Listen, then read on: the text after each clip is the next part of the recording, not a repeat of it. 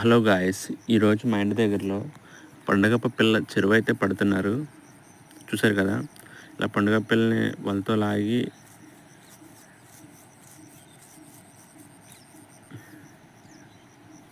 పిల్లని ఫ్రెష్ వాటర్లో అలా వేసుకుని ఏ సైజుకి ఆ సైజు గ్రేడింగ్ చేసుకుంటున్నారు. అలా మొత్తం గ్రేడింగ్ చేసిన పిల్లని చూసారు కదా, ఇక్కడ ఆపలు ఎలా అయితే కట్టారో, ఏ సైజుకి తగ్గట్టు ఆ సైజు ఆపాలు వేసుకుంటారు. చూడండి ఎలా వేస్తున్నారు.